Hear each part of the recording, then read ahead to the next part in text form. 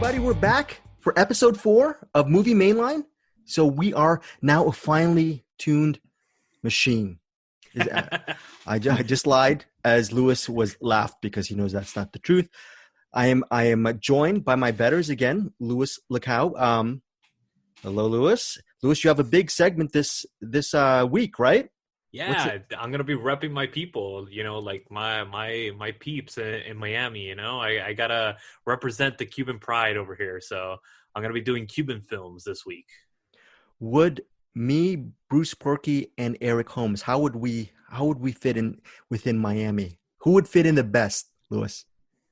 I think Eric, honestly, I think you would fit in so perfect in there, dude. I do party. Yeah. So what Luis is saying, Bruce, is that you and I are both pariahs. How do you feel about that one? Yeah, I'm used to it. It's okay. You know what Bruce Purkey is also used to? He's now used to interviewing filmmakers and people. I'm assuming that might have been one of your first interviews. Who did you interview? Or maybe you've been interviewing people all your life. I could be wrong.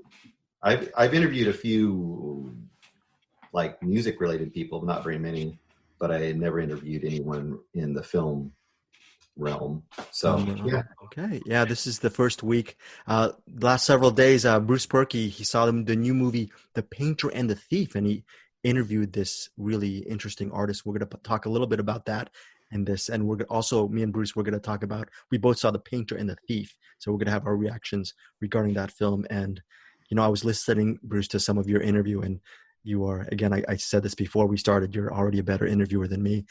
By the way, not a very high bar to clear. Okay, so Eric, that's a half compliment, half negatory thing towards me. Eric Holmes, you have 4 movies this week. Are they all really, really exciting and good? I love all 4 of them.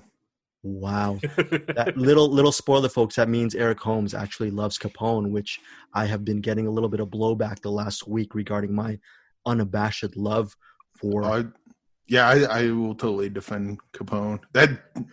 All my movies, I love all of them, and they're all 4-star movies. All 4-star You're starting movies? to sound like Greg now. Okay, as we move on I'm just kidding. Yeah, I folks, if you don't know me from everything I do, I do tend to 4-star every single living thing under the sun. Greg. And you know what, folks? I want to tell you this. I have been a horrible moderator. This podcast is hosted by Eric Holmes, Luis Lacau, Bruce Purkey. I'm just a moderator. This is how bad a moderator I am. One of my friends, Anderson Cowan, he also does podcasting. He's a filmmaker, directed Groupers. He actually,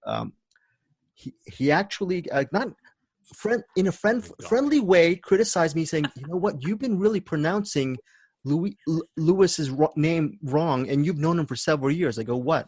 "Well, his name's Luis." And I go, "He never told me." He goes, "Well, like you, he's very nice and considerate.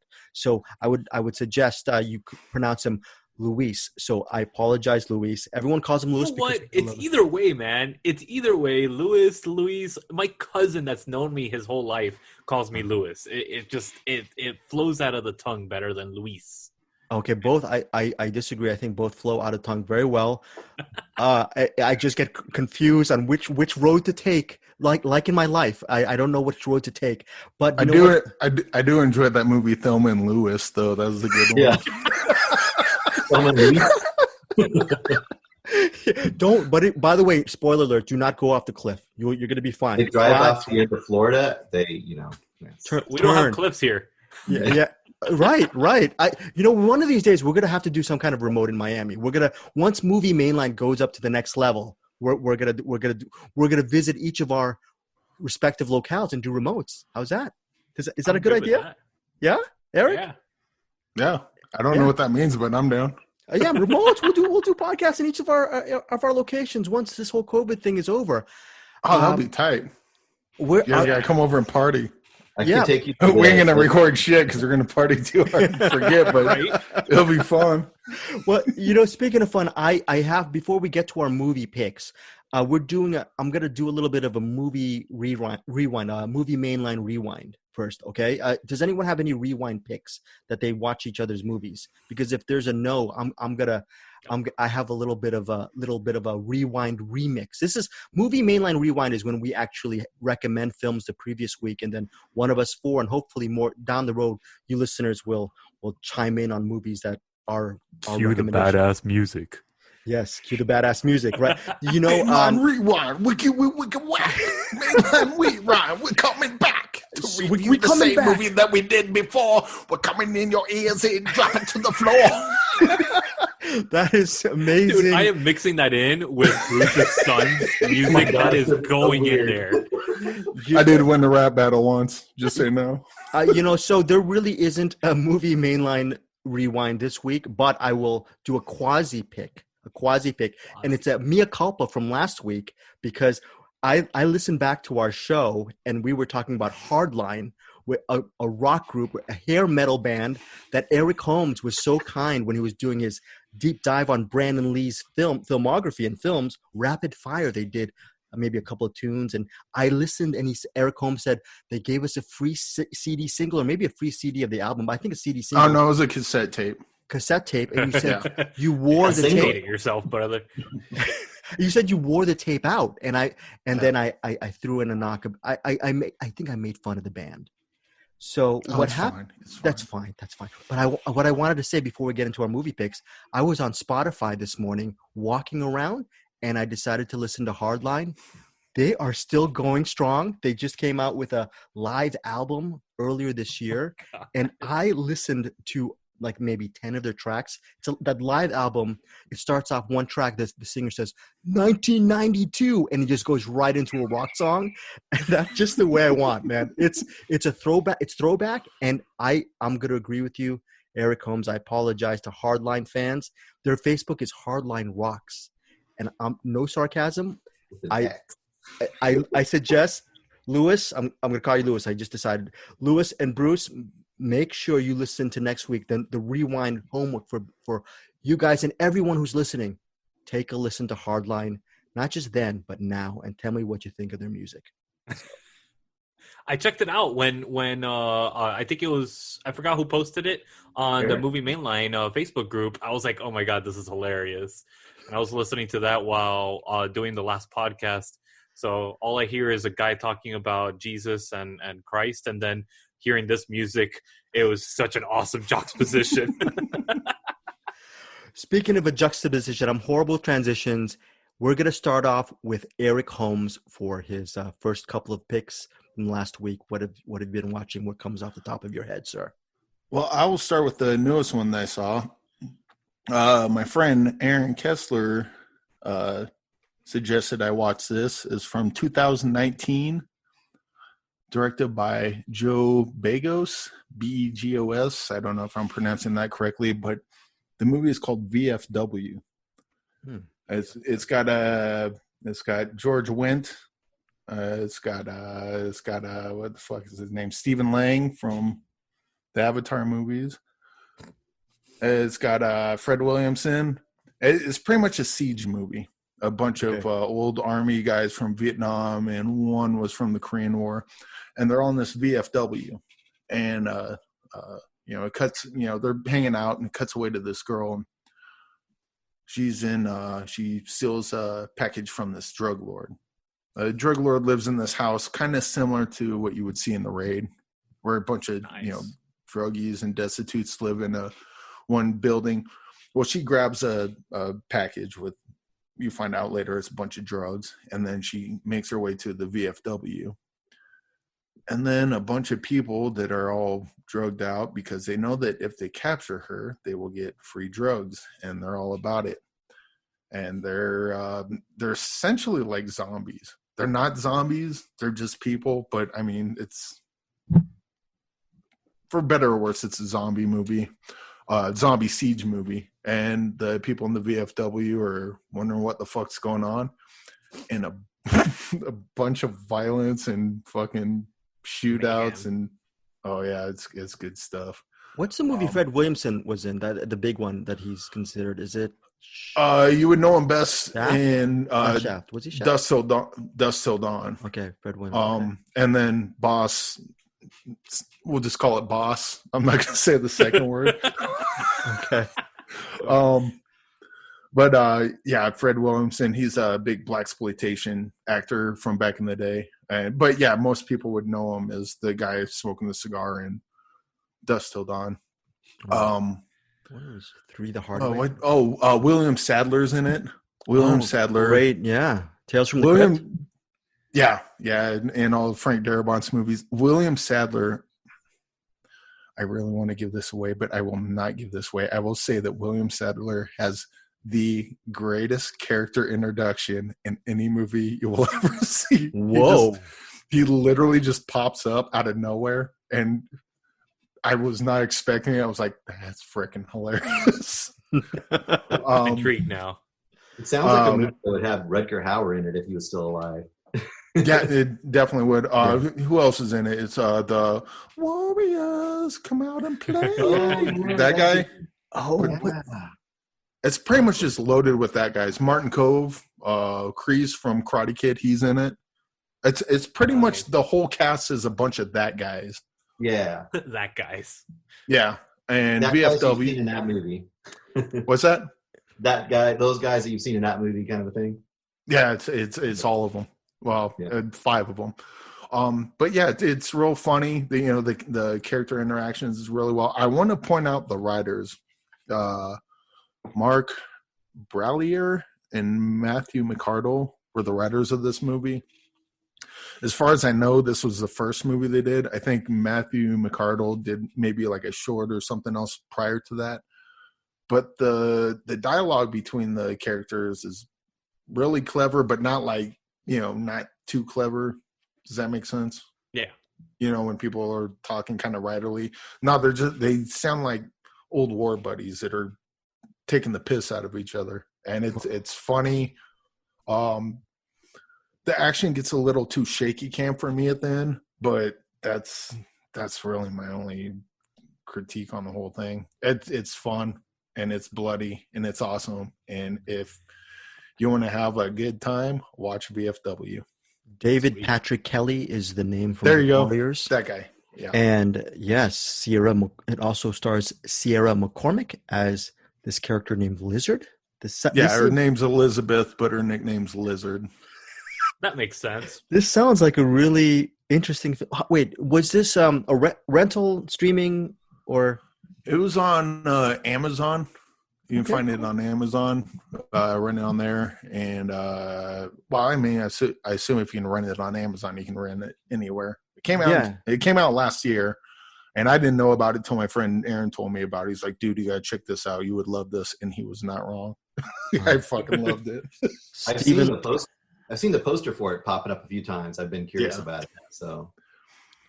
Yeah, Stephen Lang. I was looking at Stephen Lang's filmography just recently, 4 or 5 years ago. He was so awesome as the blind man in Don't Breathe. Yeah, Stephen Lang's great, especially in this. He's kind of the guy that holds it. Like he owns the VFW bar. He's the guy that kind of holds everything together. But that makes sense. Like I didn't know. Like I've seen movies he was in, but I didn't notice him until I saw him as the sergeant guy in Avatar. Yeah, and ever since then, dude, Stephen Lang is great. Like in everything. Did Martin? I don't know how he does it. Did Martin Cove in The Karate Kid say "sweep the leg" to? Yeah. Okay, I interviewed Martin Cove years ago, 1-on-1, and I think he brought his kid with him. Greatest guy. I forgot it was for an indie film, and I didn't ask, but he actually autographed a picture of him from Karate Kid, and he just signed it, Martin Cove, sweep the leg. You should. It's all of them, dude. That's how he signs all of them. I actually got a chance to meet him at SuperCon a couple of years ago for when they started doing Cobra Kai on YouTube, Red. And the guy is a sweetheart, dude. He gave, like, instead of like handshakes and all that stuff, he gave a person a hug whenever he met him and all that stuff. He was a real trip. That is so cool. Sweep the leg. You should have got have him sign "sweep the leg," or like he just signs the "sweep the leg," hands it to you, and just look at it like all disappointed, and go, "I didn't ask you to write that."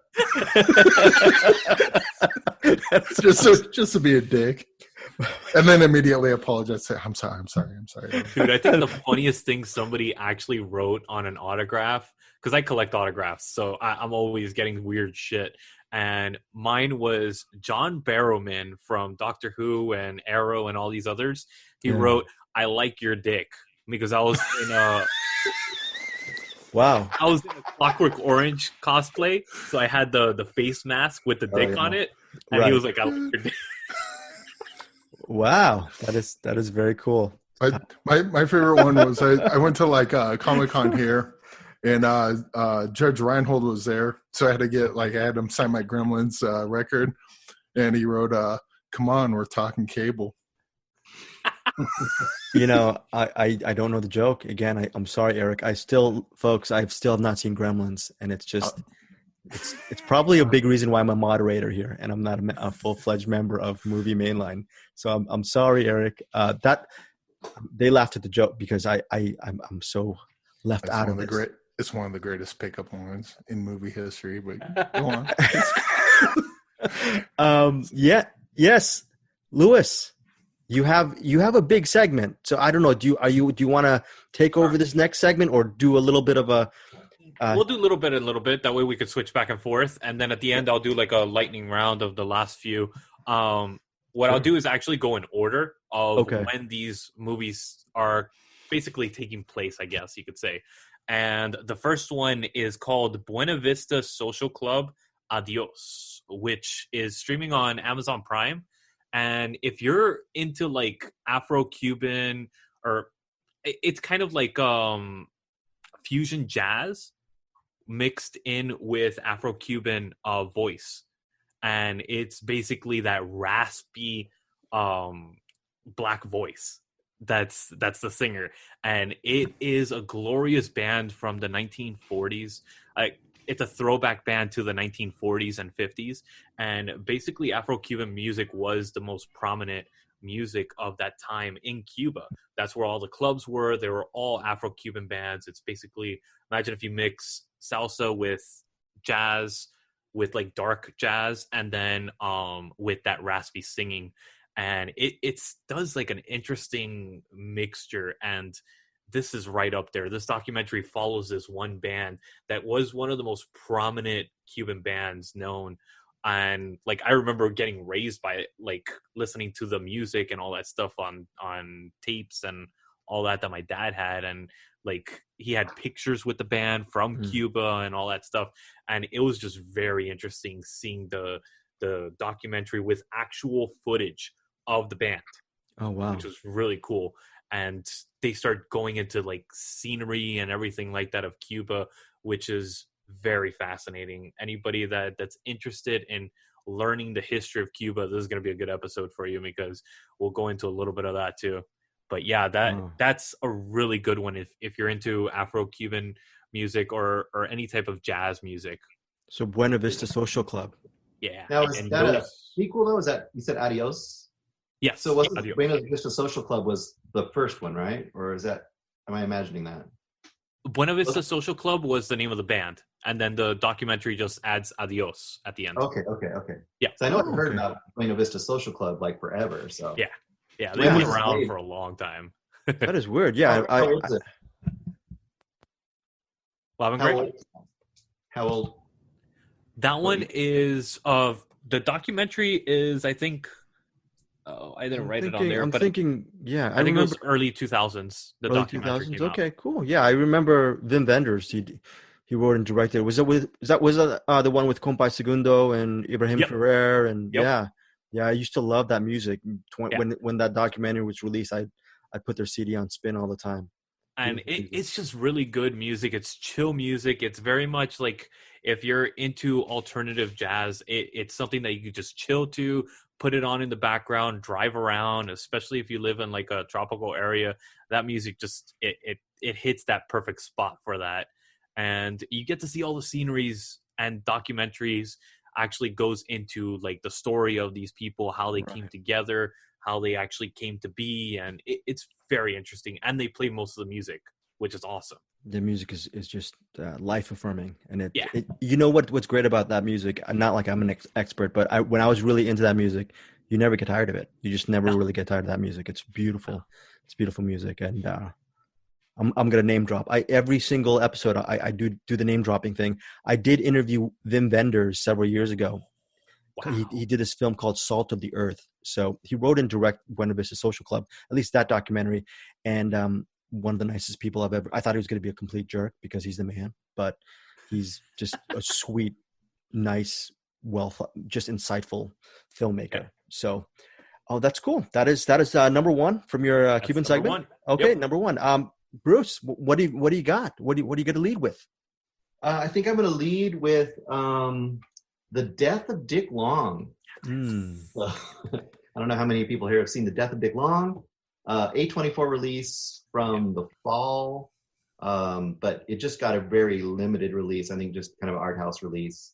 And now it's been available, I think now streaming video on demand, I should say, for the last month or so. And by the time I rented it, it was only about $1, so it's got to be coming out soon, probably on some platforms as well. It's on VOD already. I think it's if you I could put a link actually to a group of people that actually sell you the actual full video for $5. So yeah, it's pretty reasonable. And it's worth it. It's a lot of fun. I'll just give you kind of the basic concept. It's pretty simple. It takes place in Alabama, which I struck into. I live in Alabama, and I didn't know at the beginning it was in Alabama. And I started watching. I'm like, wow, this looks a lot like Alabama. And it kind of stereotypes a little bit. I mean, just the same way as Fargo kind of stereotypes people there, that kind of the local yokel kind of attitude. But it's fun in that way. But anyway, the basic concept is you got a bunch of dudes there partying on a weeknight, fireworks, drinking, just way too rowdy and on a working night, and it kind of fades out from that. And the next shot is just a snap cut to them.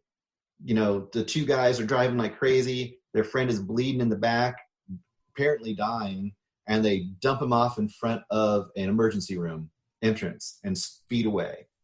And then within like 5 minutes, this is not a spoiler, they find out and you find out that he's died. And probably about the first half is them trying to, in bumbling ways, cover up that they have any involvement with him because they think they're going to get in trouble. And as that's going on, you're slowly discovering how Dick Long died. Yeah. And then it goes from there. And it's very, very character driven. A couple of great performances in this as well. The lead actor who plays Zeke, I have to look up his name. Really quick. This feels like a movie that is right up Eric Holmes' alley. I think The Death of Dick Long would be. Have you seen it, Eric? I've seen a version of that on Pornhub, but not the one you're referring to. Let's just say it's really good. I enjoyed it a lot. Oh, yeah. I've seen it a couple times. At least partway through. Oh, yeah. I mean, 2 minutes at a time. I was going to say Eric Holmes was locked and loaded for that joke, but then he's going to make another joke about being locked and loaded. So I'm not... Yeah. So anyway, all I would say is it's I'd say it gets better as it goes to me. Yeah. I mean, the setup's really interesting and it kind of drags you in. The characters are definitely fun, super dark comedy. You have to be able to go with kind of that jet black, like disturbing comedy. But if you can go down those lines, and I once again, I mean, everyone's comparing it to Fargo, but I mean, I think if you can get into that Coen Brothers style of universe, that's what I was going to say. Yeah, I think you'd go right along with this, and the characters are all fun. I mean, they're fun to watch without it having the kind of mysterious aspect to it. And I think the second half of the movie gets a little more serious, but also it kind of ramps up the tension. And the tension is really interesting to me because in a lot of movies like that, the tension is like, who done it? Or, how are they going to get away with this? But in here, the tension is, it's going to get found out. So it's just like, what is going to happen when people find out? And how are they going to like blow it? Because these guys, there's no way they're going to like succeed in hiding this all the way through. So it's a lot of fun. It's a good movie. It's like a 4-star film for you, Bruce. Yeah, I'd say it's about 4-star. I mean, it doesn't quite transcend into classic status, but I mean, it's a lot of fun for this kind of movie. And I think that people who are into that kind of style, I would have a lot of fun with this and kind of find it as a kind of a hidden gem, I think, for a lot of people that maybe have never heard of it. So Louis, do you think this is a kind of a hidden gem, The Death of Dick Long? Because that movie came out and okay. It definitely is. This is one of those that I saw it the first time and I was like, I told the fiance, I was like, dude, we got to watch this because she loves her crime thrillers and like that type of film. And she was like totally absorbed by it. So yeah, this is definitely one that you got to watch. And it is very Coen Brothers-esque. It has that feel to it. It has that kind of like, you don't know what's going on until the very end. You don't know what's fully going to happen until the very end because shit could get real quick. That's cool. So I definitely have to check that out. Now we are going to Eric Holmes. What else do you have, sir? All right. Well, I don't know. You want to go old or you want to go new? I am old myself, so let's go old. All right. Well, I guess we'll move on to a 1985 Larry Cohen movie, The Stuff. Yes. Have you seen The Stuff? I have not. Is Larry Cohen the guy who wrote the script, or was he the subject of the documentary King Cohen? Yeah. Awesome. Okay. I was almost going to do that this week too, but King Cohen is great. Okay. But yeah, I the kids, my niece and nephews like to watch horror movies, and I found The Stuff. I think it was playing on Amazon, and so. I put it on, thinking, well, they'll watch it, get bored, and but no, they were locked in. The Stuff is basically this old guy. They're in this rock quarry, and they find this white stuff bubbling out of the ground. And as you do, the guy reaches down, puts some on his finger, and tastes it. It's like, wow, this is pretty good. And then grabs a handful and starts eating it. And some guy comes up behind you and goes, dude, what the fuck are you doing? He's like, it tastes good. Check it out. And he's like, well, okay then. And then he tastes some. Nick, cut to a couple of years later, and they have packaged it and sell it as like a yogurt or a dessert food. And what happens is people buy the stuff and they eat it, and everyone loves it. It's almost like a drug to them. And eventually the stuff gets in their body and overtakes their body to the point where they're no longer human. They become like a human shell, but they're the stuff on the inside. And one kid finds out, he goes in for a midnight snack and sees some stuff like knocked over in the fridge. And he opens the fridge and the stuff is kind of like moving around. And he's like, what the fuck is that? He closes the door, and the next day, the mom takes it out and it's like, yeah, look hungry. You want some stuff? And he's like, I'm not eating that. That was moving. And there's another guy, he follows him, and he works for some government agency, like a FDA sort of thing.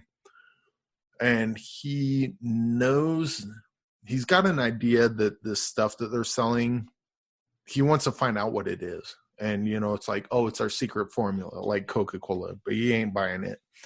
And so that's kind of, it gets a little weird. But the kids loved it. I love it. The effects are from 1985. They're cheesy, but god damn, they're fun and kind of creepy. There's something weird about seeing like a practical effect of like a head where the mouth just goes open real wide. It's fake, but somehow it looks kind of real, almost grotesque. But yeah, there's just something weird about it. I love the movie. Holds up like as a satire on, I don't know, it's probably fucking satire on something, I'm sure. Consumerism, maybe? I don't know. Sure, why not? Yeah, it's satire on consumerism. Go ahead. That Cohen documentary is amazing to see all the stuff he did. Have you seen Q the Winged Serpent? No. I've never seen it. I might be the only person seen it in the theater. Q the Winged Serpent would be another one I'd check out by his, or Alligator. But Q the Winged Serpent it's got great, like, it's 80s too. And it's got, what's his name? Michael Moriarty? Is that Michael his name? Moriarty, yeah. Okay. And that's actually streaming on Shudder. I've seen it on Shudder.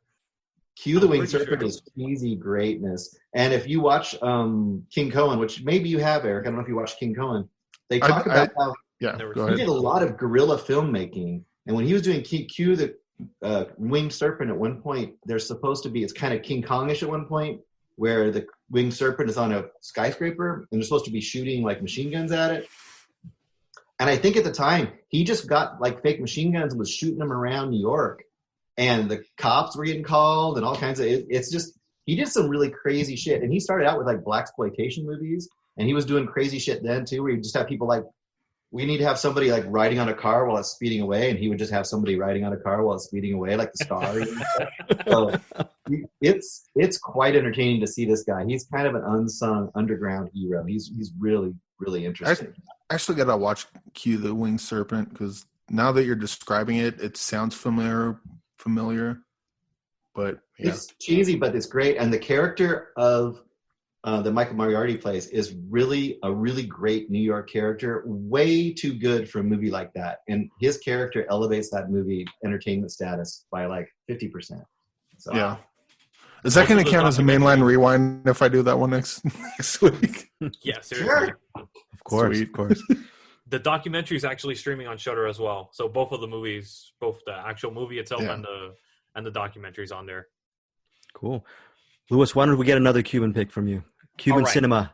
So the next one that I want to do is actually the Cuba Libre story. It's actually streaming on Netflix, and this is a docu-series. But the way that they do this, it is informative. It goes from the Batista era, which was the dictator that took over Cuba and kind of overthrew the republic that was there. And then it goes into Castro and the uprising that Castro actually did, the way he did it, and how he was able to kind of basically lie to the people and basically say all these things and kind of like trick everybody, the whole population, to basically go and support him. And it's very interesting because it goes into the factions of the revolution and how his faction became the top faction. And it's a lot of cool politics. If you're into foreign politics and history in particular, this is something that you'll definitely watch and absorb. It's really well done, really well shot, and it has actual stock footage from that era, which is really cool. The Cuba Libre story. The Cuba Libre story, yeah. And I think it's a 6-part series. It came out last year, and it's well worth it. They also play a lot of good music throughout, and it's typical Cuban music. So that was actually really cool and nice little touch to it. So it's engrossing from the get-go. It just pulls you right in? It really does. It's one of those series that, you know how Netflix is really good about their docuseries? This is probably one of the better ones, honestly, that I've seen. Speaking of documentaries, there's a film that Bruce and I saw that comes out on Hulu. By the time you guys are listening to this, and you may have already seen this on Hulu. It's on Hulu VOD virtual cinemas, meaning virtual cinemas and drive-ins. It's this movie. It's a documentary called The Painter and the Thief. Mm-hmm. If you even just watch anyone who watches the trailer to The Painter and the Thief will be automatically hooked, because first of all, this is one of these things are stranger than fiction. This is just one of the most strangest stories I've ever seen. It's this Czech artist. Her name is Barbara. I forgot her last name, Bruce, but Krystalkova. Okay, Krystalkova. Yeah, and she moved from. She's a Czech artist. She moved to Norway, right? She moved. Yeah, she was a Czech artist. She was living in Berlin. She broke up with her then boyfriend to go with a new boyfriend who was a Norwegian, and she moved to Oslo. Okay. So what happened is she's trying to start off her career. She has couple of paintings at this gallery, and they're both stolen. And one of them is, I think, the centerpiece of her work, this swan, right? The swan. Swan song. Yeah, swan song. Yeah. And it's stolen. And instead of actually, like any normal human being, just making sure the crooks, the thieves, get thrown in jail for an inordinate amount of time, she decides, actually, there's footage of it. She's at the hearing of one of the criminals. Actually, they were both criminals, but one of the criminals, Bertil, she was so captivated by his presence. I think, if I recall, Bruce, she said it right there that she wanted to actually paint a portrait of him, right? At the Yeah, well, in the movie, it's kind of a little bit obscure. You're not sure. in the movie, basically what happens is you see there's footage of them stealing it. So they know who the thieves are. And then they don't have the documentary crew there when she's at the courtroom. They only have like drawings of her. Right, and which she did. Like audio. And in audio, she's saying something to her friend like, do you think I should go up and talk to him or something like that? So when I interviewed her, I asked her, I said, well, what was your impulse, or when did you decide, all that stuff? And she had actually decided when she went there, she was going to ask both of them if they would sit for her to paint them. So that was kind of my first question to her, was like, well, what was your impulse to, instead of just, like you said, like wanting to, get her stuff back and get them in jail. Her thought was like, I'm going to go out, reach out and connect to these guys. And the one guy isn't there at all, but that Bertil guy is. Yeah. And then that's the beginning of the 3-year story. Yeah. It's directed by this guy named Benjamin Ree. And he, like Bruce said, he spent 3 years just capturing their lives. And it's one of these things where it's actually not, there are so many life-changing things that I don't even want to talk about within the next 3 years. It's actually covered I'm sure in the trailer. What happens to Bertil is just really harrowing. And there's times when you're going to be pulling for the thief and his side of the story. And then there are times when you're going to be pulling for the artist. The reason why it's called The Painter and the Thief is this documentary is set as, in a way, even though they come together as friends, a lot of it is framed as two stories. You see both sides of the coin, and your loyalty sometimes shifts from one to the other. At least that's how I perceived it. And ultimately it ends up being a really satisfying and very compelling documentary. I'm not going to talk about the finale, but it wraps everything together in a perfect package. So anyways, Bruce, what did you think of the film? Very similar. I was drawn. What was really interesting about it too was, I think you see both sides kind of assuming they understand what the other person's motives are, but then also being suspicious of the other person. Right. And you see that, like you said, that fluctuates over time. The way they relate to each other and the way they think of each other really changes quite a bit. And I was struck throughout this movie. This is a very rare documentary where access, of course, is always a big thing in documentary, right? And interesting arcs and interesting stories to tell. This is one of the very rare ones where it's a super focused, personal kind of a vision of two people that honestly never knew each other before and how they connect and don't connect. And I was thinking as I was watching it, this would be one of those things almost like the 7-Up series, like we were talking about before. Right. This could be like a 7-Up series. I could imagine a documentary being made 10 years from now, revisiting both of them and seeing where they're at, and 10 more years and seeing where they're at, because you get enough changes in their lives over these 3 years that it's really compelling and makes you interested in both of their lives. And it's funny, if you go to their Facebook pages now, you can see how recently this movie ends. Like the things that you see at the end of this movie are very recent, like within like 8 months, maybe something like that. Yeah, I mean, I think, and you can see the things on their Facebook pages, that they were talking about. Just to pull you guys in as far as to watch this documentary, I'm going to actually spoil a couple things. But one of the things that you're going to realize, if you haven't seen, I forgot the name of the that invasion movie by How to Invade Next or something, the Michael Moore film. He talked about the prisons in Norway. Where to Invade Next or something like that. They shot in the exact same prison in this film, and you get to see how Bertil lives for about a year, and it's very humane the way the prisons. If you haven't seen that Moore film, you can see how that jail, forgot the name of the prison, is actually structured. It looks like he's living in a studio apartment with a room or whatnot. It's just compared to American prisons, it's pretty darn nice. It's pretty darn nice. Another thing outside the window. I mean, yeah, and he's a drug addict, okay? And there's this one sequence where he's with his girlfriend, and she's taking him to rehab. And on the way to rehab, literally, he tries to score some smack. Or I don't even know what the term is. He just tries to score some drugs. On the way, in front of the cameraman, in front of the director, Benjamin Ree, in front of his girlfriend, and on the way to get treated. And it just, you really see how down in the dumps he is. in this movie. And I'm not going to say what else happens, but there's a lot of really compelling moments, and there's the way the movie's structured. There's a little bit of a manipulation of events, which amps up the drama and the manipulation. And I think it's really well done in the sense that it shows how people's perspectives can be really altered by not knowing the full picture of the actual painting of the person. So I think it's a really fantastic, and there's some really highly emotional moments in this movie. Yep. It's good quality. So yeah, The Painter and the Thief, that's our pick. I guess that's my pick, and half of my pick, half of Bruce's pick, May 22nd on VOD virtual cinemas and Hulu. Eric Holmes, what you got?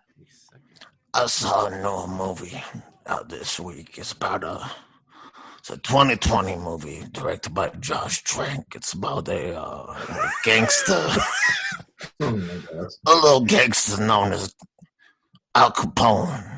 Alfonso Capone, but they call him Fonzo because he's going fucking nuts, and he doesn't need to know. That's a lot. I mean, you're going to be asking for a fee next to Eric Holmes, because that's a Tom Hardy fee that you're asking for with that voice. So, that is his voice, by the way. Tom Hardy's voice in Capone. I need to bring up my friend Aaron again because he hates this movie. I am on the complete opposite side of this movie. Well, do you see why he hates the movie, and do you see why a lot of people will hate Capone before you launch into your review? I really want to. Normally I can. Normally there's a movie that I see where it's like, oh, not everyone's going to, like Mandy's a good example. Yep. My friend Doyle, for example, he was like, should I see Mandy? I'm like, no, you're going to hate Mandy. Capone's not a movie I would recommend to my sister because she doesn't like stuff like that. But I mean, just from movie lovers in general, I know there's people that hate this because I've seen them. I don't know why. Whoa. I really don't know why. I gotta check it out. Because it's obviously it's about the last year. It was actually I shouldn't say that. I do know why Aaron doesn't like it. Well, one of the reasons he doesn't, because he doesn't like that it takes liberties on history. Right. Oh. But it's about him. It's all from his perspective. Sure. And he's an unreliable narrator because he's got the whatever that disease is, the one that I'll probably have one day because I can't remember what I'm about to say right now. And his mind's going nuts. And we got the FBI, they're spying in on him. And they're like, oh, he's faking it. And meanwhile, we see him, we know he's going nuts. It's just about Al Capone going nuts and him just losing his faculties and just withering away into nothing in the last year or so of his life. Stars Matt Dillon. You got Matt Dillon, Tom Hardy, what's his name, and that other guy, and people. Linda. It stars a bunch Linda of actors. Linda Cardellini from Scooby Doo. The original there you go. From Scooby Doo thing. One thing what this movie does a lot is, Capone, he'll be sitting there talking, and then you'll notice he'll kind of trail off. And then it gets to the point where it just goes into straight dream sequences. So you get to see like flashbacks, but they're not really flashbacks. It's like him kind of remembering the past, and he's kind of in the past. Here's one thing I noticed. I don't think it's a spoiler because I don't think anyone picked up on this, but it's something that if you're watching the movie and you pay attention, we'll call this value added, if that's fair. Sure. Fair. Well, before I even bring it up, did you notice anything about his cigar? No, not really. Nothing. Okay, let me throw this out. Watch it again. You'll see when he has a cigar and his cigar's new and it's long, he's having a lucid conversation with someone. When his cigar is short, and he's starting to kind of lose it a little bit. The cigar goes out, and he's just. He switches from cigar to carrot. He's gone. Watch his cigar. His cigar is a visual cue of where he's at mentally. Oh, very cool. Yeah. I don't know if that was intentional. It had to have been because, like even when if you can see. with this pin will be the cigar. So he's talking with the long cigar, and he's lucid, and then you'll see that his brain's gone, and he faces the camera. So even though the cigar is long, it looks short on camera. So like even it's too deliberate to be an accident. And I kind of wish I would have watched this before you interviewed Josh Trank, so you could have asked him, so I know. Well, but I may just something to pay attention to. I may have to cut this audio up and actually send it tweet it out and see if the Capone enthusiasts, if they agree with that theory. That's a very interesting observation. Yeah. I think that's probably true. I may tweet it out because remember, I'm a social media. I was going to say a word that rhymes with s'more, so I will make sure to right. So I'll make sure to figure out. I think that's correct. I think that's definitely correct. I think I know why people will hate Capone, because it's really, some people may think it's an off the rails performance by Tom Hardy. They really don't like this surreal, dreamlike thing about it. And to Eric's point, the unreliable narrator, our buddy Anderson Cowan, he hates unreliable narrators. I love unreliable narrators. Unreliable narrators. If his favorite film is A Clockwork Orange, that's 100% unreliable narrator. 100% correct. And I will make sure every single episode I'm going to bring Brian De Palma into the mix, because Brian De Palma's most famous quote is, and Louis, you love him too, very with a passion, because you love Raising Cain. God bless you. But he actually, De Palma says the camera lies 24 frames per second. So. Yeah. Or whatever frame you want it to be, but he says 24 frames per second, 20, 30 years ago. But so, yeah, it's all, I think Capone is pure cinema. It's manipulates you. Want to watch it. Oh, there's going to be some cheats. There's a cheat with a character. They're saying, oh, why did you show a level where this person is in the scene, but this person might be actually part of Capone? I go, dude, it's surreal cinema. And if you're taking it as a cradle to grave biopic, go watch a documentary on Capone. So yeah, it's not even close to that. Yeah, and as far as the unreliable narrator goes, if there's a movie that actually earns it, it would be a movie like this. Yeah. He can't be a reliable narrator because he doesn't have the mental faculties to be one. And we follow him. He's the main character. He's the one we follow. So it makes sense that what he's seeing and what he's experiencing may or may not be real. Louis, you got something? You were saying something? No, nothing to add to that.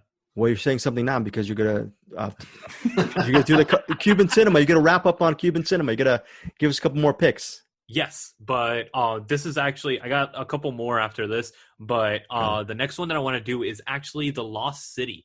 This is an Andy Garcia directed and starring film, but Dustin Hoffman's in this. I mean, this is an all-star cast of anybody and everybody that has any involvement in Cuban cinema. Yeah. I remember Andy Garcia. This is his dream project, correct? Yes. This was, okay. Yes, because it revolves basically, it takes place in the 1950s, again, back to the revolution between Batista and Castro and the different other factions.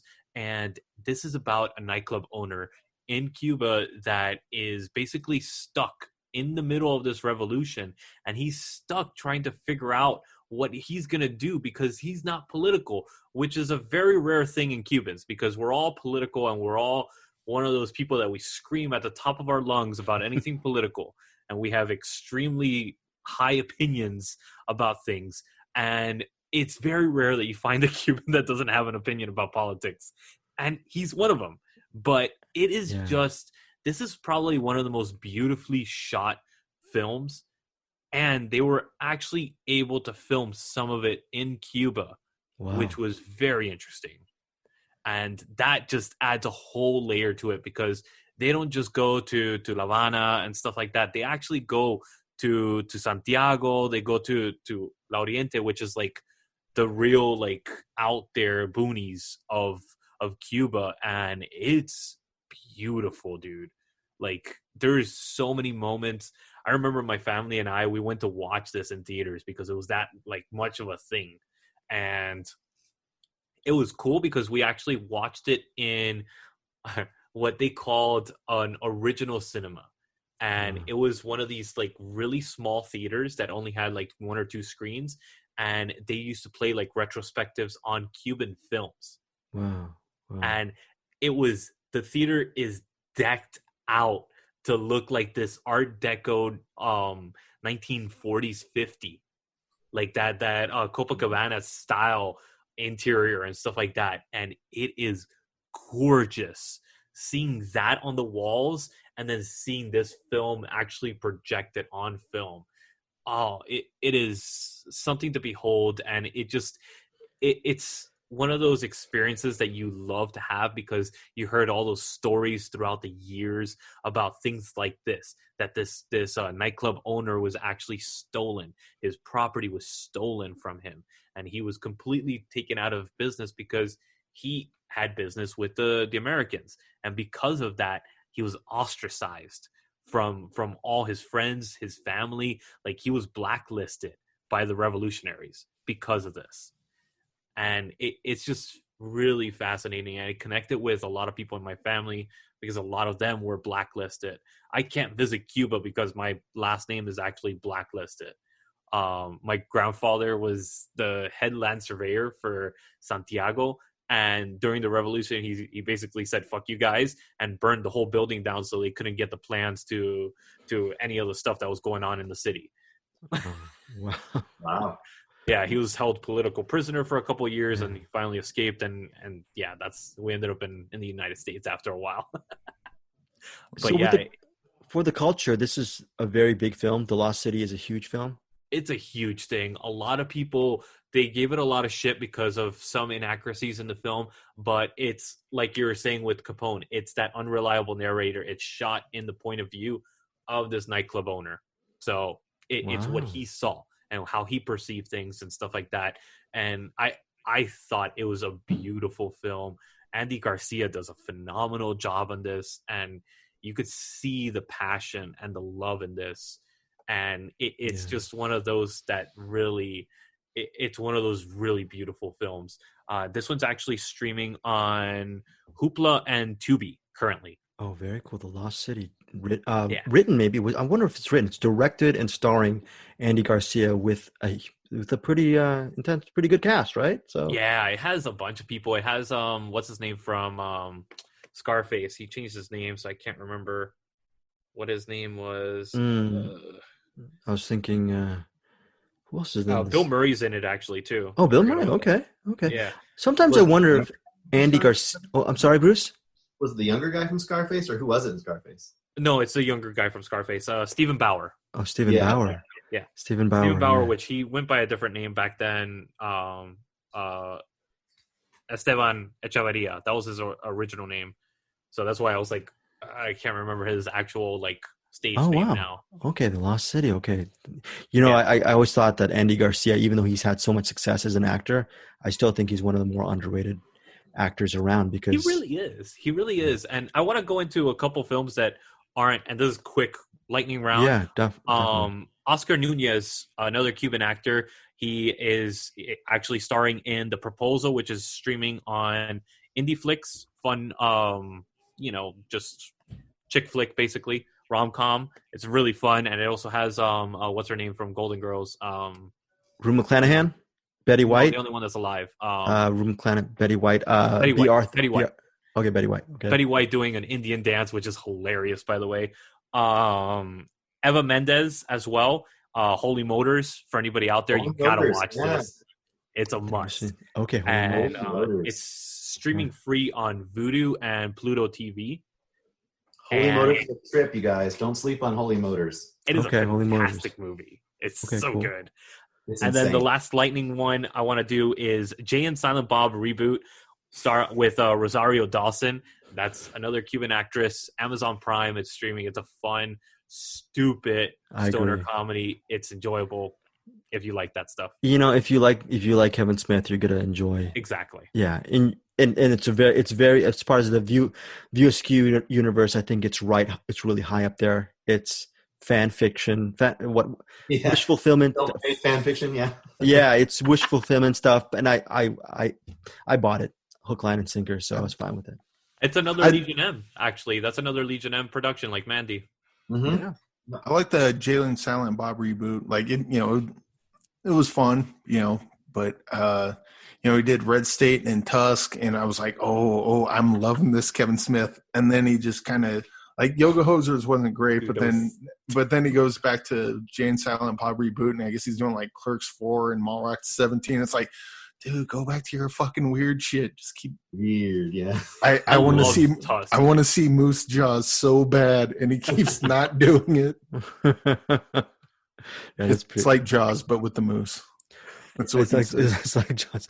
Bruce, do you have any more couple picks before we're out of here, and then I'm going to get back to Eric? Yeah, I have one more. So I went to Greg's tried and true ending questions for a interview. And at the end of my interview, I asked Barbara, who was the artist, the painter and the thief. I asked her like what visual art and then also what movies had really changed her, impacted her greatly. And she said that for her, it was Stalker by Andrea Tarkovsky. I can never say the name, Tarkovsky, very, very famous. Yeah. And I had never gotten around to watching that movie. And it was one of those, famous classic cinema with a capital cinema. And I thought, well, I'm going to check out Stalker. Well, so before you go on to Stalker, sorry, Bruce, there's a lot of people, I've been reading on film Twitter and all these things, that they always mention Stalker when they talk about movies that are bleeping overrated then there are people who just go crazy for Stalker. So I've never seen it. Yeah. I can totally get that. I think that, so for example, for you, Greg, you might not like this because I could see it having some of the failings of something like Wings for Desire. So, but I think it has more to offer than Wings of Desire too, in some ways. So let's just put it this way. It's an incredibly stunning visual movie. I mean, visually it's impeccable. Unmeasured, like I haven't seen hardly anything that, like, with the compositions and with the way he shoots things, it's just insane. Story wise, it's very heady, it's very poetic, it's very slow. This is a 2-hour and 40-minute movie, so you're in for the long haul in this movie. How did you have time, Bruce? You have how do you have time to watch 2 hours and 40 minutes? I would have cheated and told people I saw it and watched 2 minutes. No, I was like, I'm going to go do this. It was a perfect excuse to go watch it. So basic concept is this. This is 1979. You can get it on Criterion Channel, of course, Canopy, and I don't have those, so I just rented it. It was like, $3, but it was the Criterion version they have when you rent it. So basically... Greg, hold on a second. Do you do that, and then that's why you review movies and give them 4 stars? What do you mean? You know what? I think, Louis, it's Bruce's turn to talk. I don't know why Louis completely, he just goes right into these conversations. Louis, I don't know. If you're trying to imply that I'm a paid shill for the studios and the indie IFCs, yes. So Bruce, you were saying So listen to this basic concept, and then remember the movie Annihilation that came out a few years ago. There is a place called the Zone. There's a city that's outside of the Zone, and the Zone has basically been walled off, and everyone who goes in there never comes out. Supposedly a meteor or something fell in the Zone, and they don't know if it's an alien or what it is, but it has changed everything inside the Zone. Huh. Yeah. Wow. So, anyway, the Stalker, there's basically 3 main characters mostly in the story. There's the Stalker, there's a writer, and there's a professor. And the Stalker is kind of like the guy that will take you into the Zone and show you your way, because it's supposed to be very dangerous. And they're just trying to go into the Zone and go to this place called the Room. And the Room is supposed to be where if you get to the Room, all of your most highly held desire will come true. And that's kind of the basic concept of it. It takes a long time to get there, and it's a lot of talking and walking. I'll put it that way. Oh my God! But it's beautiful to look at and amazing to look at. But I could see most people being incredibly bored by it. So if I was to grade it, I would grade it 5 for visuals and probably 3 for story. So I'd probably fall somewhere in the middle of there. But I could easily see people hating it or loving it, as you said. Now, the only thing I would bring up on top of that it is one of the most interesting movies historically in how it was made that I've ever heard of. And I went and did a little research after I watched it today. Something that's really interesting about it is this movie killed probably a good chunk of the cast. So they didn't get to go to the room then? Is that what happened? It was filmed, first of all, it was shot 3 times. Yeah. He had to shoot it the first time he shot it, and they were using a new kind of Kodak film they'd never used before and didn't know how to use in Russia, which is all that became used for things like The Shining and Star Wars. All these use as stock. So his footage was unusable. He basically shot most of the film. So he fired that DP.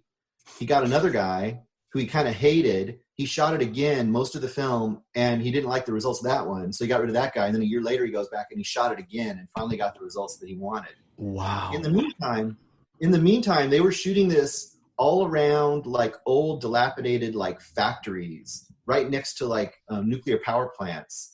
And they'd be standing for weeks waist high in water that was like coming out of these factories. And almost everybody died. Like a lot of the people died young from various illnesses, probably based on both radioactive and other kinds of toxic damage from this making this movie. That's crazy. He makes Werner Herzog look like the safest filmmaker in the world. Basically. Yeah, it was just crazy listening to all the stuff about it, like how damaging and crazy that movie was. And like I said, it is beautiful to look at, and the footage he has are in all these old dilapidated buildings that have like overgrown and just weird. I mean, you can look up footage from Stalker and you can see, or any Tarkovsky stuff. It's very visually impressive, but it's also really hard to get into as a story, as a narrative, you know. So I would say tread very lightly going into it. But coming from a painter, I could absolutely see the inspiration for her in both the look and also the themes, because she's really into like, you know, her works are a lot of them like making beautiful scenes of like death and like ugliness and things. Like you remember what her paintings are like. Yeah, very. So that kind of fits with this too, kind of the look of this movie. So that's what I would say if you're interested in diving into Stalker. I would say give it like 40 minutes. If you like what you're seeing, you'll like the rest of it. But if you're not into it, I could say you could bail and just look at the best of. Yeah, I'm one of those people. Everyone tells me how great Tarkovsky is. I have what is that? Sergei Rublev or something. Andrei Rublev. Andrei Rublev. Yeah, I still won't watch it because I remember watching Solaris over a couple of beers. And I remember over a couple of years. Oh, yeah, no, just a couple of beers, maybe 3 or 4. This a buddy of mine, a former friend of mine. He used to, he was married at the time with kids. I still think he's married, but he was really into craft beer. So I went to his penthouse apartment with his wife and kid, and he showed me before we went into the Tarkovsky Solaris thing. He showed me his wonderful collection of craft beers in his fridge, and you know, I drank some, and I got a little bit. A little bit inebriated, but it was good because that movie Solaris bored the living crap out of me, and I ended up like I know I'm sorry, Luis, because I know you like that esoteric stuff like I do, but there's sometimes I just jump off the boat. I ended up really enjoying the George Clooney version of Solaris way more. I think as Luis. Oh, yeah, hurt my soul. Have you ever hurts my soul? Hurts your soul? Yeah. Oh, I hope that hurts your soul because you just outed me out as shill in this episode, which is the truth. Eric, have you seen any Tarkovsky at all? I have Stalker and Solaris, the Criterion's on DVD, and both of them. Well, I started them. We'll leave it there. I did want to ask though, because I didn't know that about Stalker. Does that count as a remake? The movie was remade. Yeah, they made it. Destroyed. No, you said Stalker. You shot it 3 times. We're watching the second remake. No one, as far as you're saying, has seen the original or the second remake. There have been little leaks of little pieces of it. I think he used a couple tiny clips from the second filming in the final version, but most of it's all from the last version. Oh, there's one other thing I was going to mention. This is interesting. they said a lot of it's based on like a previous nuclear accident from like the 50s. They're kind of basing it kind of on that zone, you know? Right. After Chernobyl, the people that will take people into Chernobyl now, like when it's really deadly, are called stalkers. They've actually adopted that terminology now. That's so hilarious. it's really interesting story. I think I'll probably go back to it because when I bought the DVD, I saw Stalker. I was thinking because I just saw M and I think Experiment Terror, like those type of movies. I thought that's what Stalker was, and I was kind of in that headspace. And then I put it in. I'm like, I don't know what the fuck this is. It's not getting to the point. I just turned it out. I never went back to it. But you're saying that it's kind of like they're going. The movie you're describing. Maybe if I was in the headspace, I'd be more interested in it. And now I'm kind of curious to go back and give it another shot. Yeah, if you go into the mindset that it's that kind of a non-story movie and you can just go with that vibe, then you could really enjoy it. But go in and won't, you know. Yeah, I was all in on a serial killer movie, so and it didn't seem like that at all. It is not. Well, before we go, we're gonna do a lightning round. Does any of you guys have one? I have one more quick pick. Does anyone else have any quick pick? I got one too. Okay, I'm gonna start with my quick pick first. Out on digital and VOD on May 22nd. I don't know if you guys have heard of this actor, Eric. I'm thinking you might have seen a couple of his films. I'm guessing here. His name is Craig Fairbrass. Okay, he was seen recently in Avengement. I think Avengement is streaming on Netflix. That's stars Scott Adkins. Very, very good movie. Oh, yeah, I know who he is. That was a good one. Yeah, did you see Avengement, Eric? Year, right? Yeah. No, I know, but if Scott Adkins is in it, I will be seeing that shortly. I love Scott Adkins. Okay, well, Eric, if you love Scott Adkins, then his favorite film from his filmography is Avengement, and it's streaming right now on Netflix. So in Avengement, Craig Fairbrass plays the brother of Scott Adkins in the film, and it's about dueling brothers. Scott Adkins plays, I think, the guy he escapes prison, and eventually he has retribution against his older brother, played by Craig Fairbrass. Okay, and Louis, you like that movie? I liked it. This was my favorite action movie of 2019. So yeah, it definitely was good. Huge. I'm so glad you said that because this movie, Bruce, it's streaming right now, and it's one of those movies that when it came out because it's a Scott Adkins movie, it goes right to the Scott Adkins fans, but it actually went over and above and beyond that. And it's actually on a different level. It has a universal appeal. Now, Craig Fairbrass, who plays the brother in Avengement, he's the lead actor and villain, and it's still the same kind of construct where he plays this guy. He just released from prison. All he wants to do is lead a normal life. We've heard this before. Man on fire. Yeah, a million times before. But the cool thing is, as you know, Louis, Craig Fairbrass, he's a big guy. He has a really interesting presence about him. I'm thinking of guys like Robert Mitchum, guys just really big, imposing, but also charismatic dudes. You just really believe him. So you believe that this guy just came out of prison. You believe he's trying to get his life straightened out. Unfortunately, his younger brother is an idiot. He's a drug addict. That does not make him an idiot. Okay, that just makes him a human being.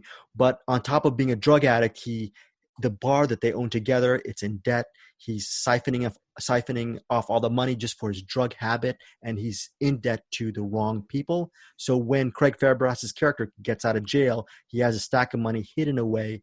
Ultimately, he has to give that money away to the bad guys, but that's just not the end. It's just a seeming pit of cleaning his brother's shit up. So that's what Villain is about. The villain is Craig Fairbrass, but he's not really a villain. He has to become a villain again to pay off all the debts that his brother has incurred. Again, digital and VOD May 22nd.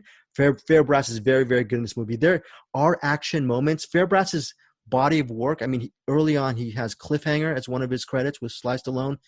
He does these Rise of the Foot Soldier films, which I haven't really seen. They're violent, Never right? seen them. Yeah, but they're really violent films, okay? So this is sort of a step in the more of an actorly type direction for him, and it's really emotionally charged film, really well done drama. So I ended up really enjoying this. I'm giving this movie 4 stars. 4 stars, folks.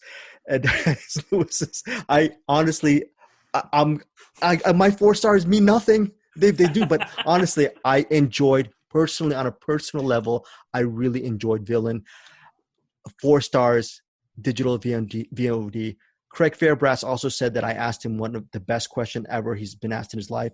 I don't know if that might have tailored my ultimate rating for Villain. Maybe, maybe not. I'm like Capone. Sometimes I think things are real. Sometimes I think things are illusion. So who knows? Maybe I'm just all over the place like The Painter and the Thief. A lot of shifting perspectives. Louis, what is your pick?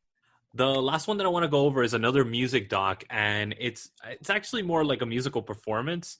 It's called Havana Street Party Presents Orishas, and this is actually on HBO.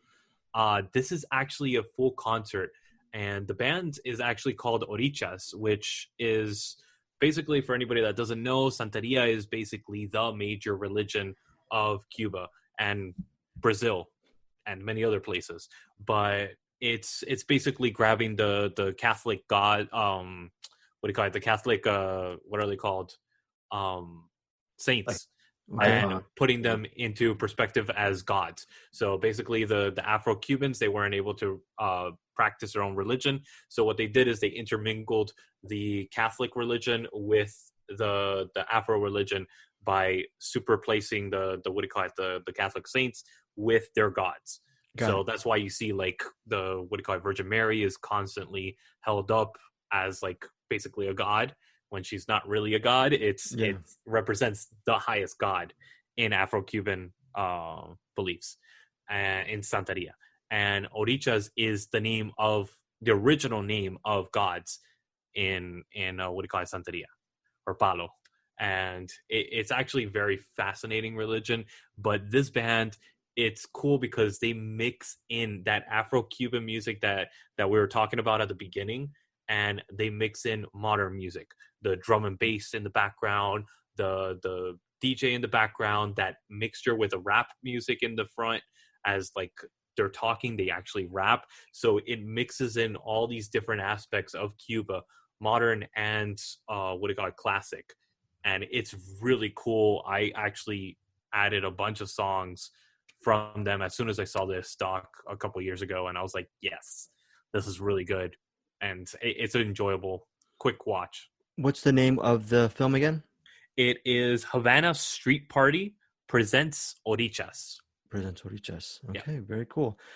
Quick question. Have you ever seen, everyone has always told me to go see I Am Cuba.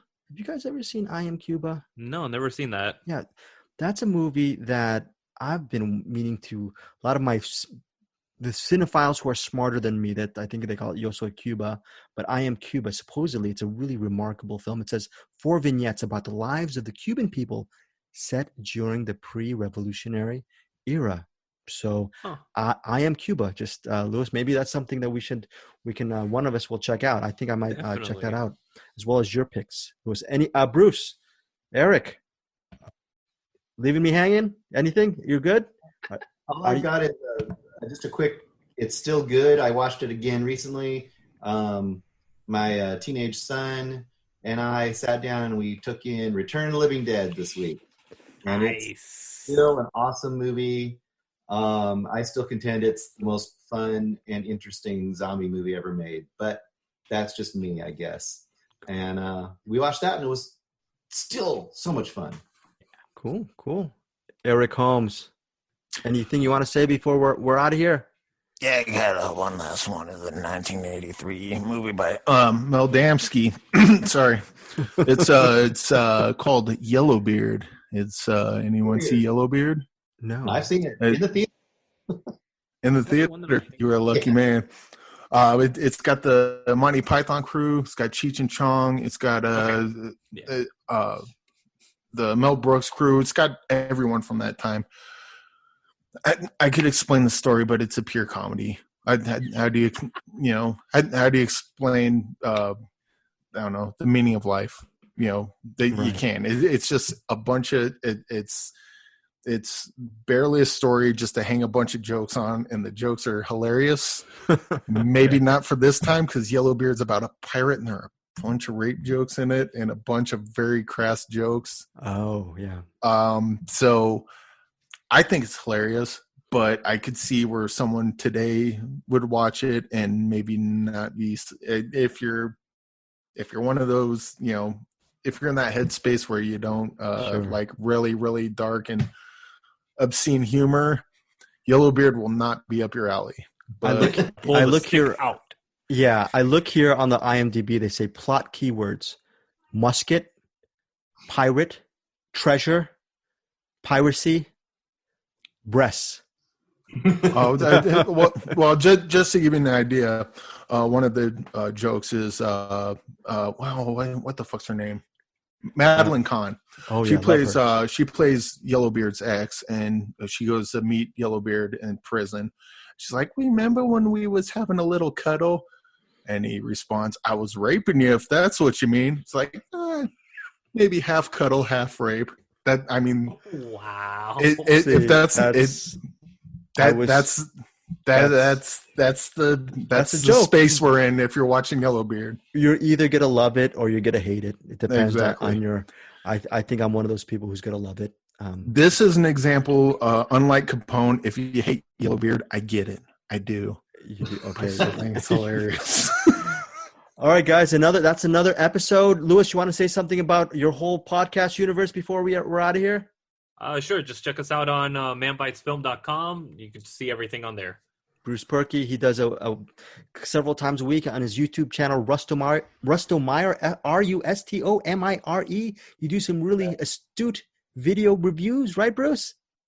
If you say so. I say so. And Eric Holmes, I will never, ever make fun of your music taste again, because I wish my dream is, when our podcast, I want Hardline to be part of the main line. I want the Hardline music.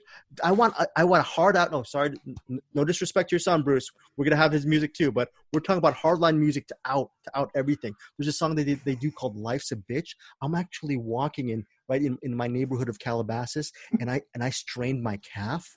And the only thing that got me back home in one friggin' piece, I'm not really in one piece right now, was listening to Hardline rock out to "Life's a Bitch," because you know what? Life really is a bitch. I know I don't swear, but I can use the B word. And my calf was straining. And if it wasn't for the music of Hardline and the memory that the memory of Eric Holmes' review of Rapid Fire, I would not have made it home. So folks, Hardline, rate and review Movie Mainline. Please give us, how many stars should they give us, Luis? Every 4. 5. 5 stars. 5-star us. Rate, review our podcast. Support us. And most of all, we want to support you guys. We want to hear what your own movie picks are, because if you give us some picks, we're definitely going to mention your name, your recommendations for our Well, Greg, you could shows. give us 4 stars because you're 4-star Greg. So that definitely. We're going to cut that out. Please, Luis, cut that out. Actually, don't cut that out. That was very funny. I'm a little bit hurt now. My calf is really straining. We will see you guys next week with some more good Movie Mainline stuff. Have a great week, and I'll see you guys next week.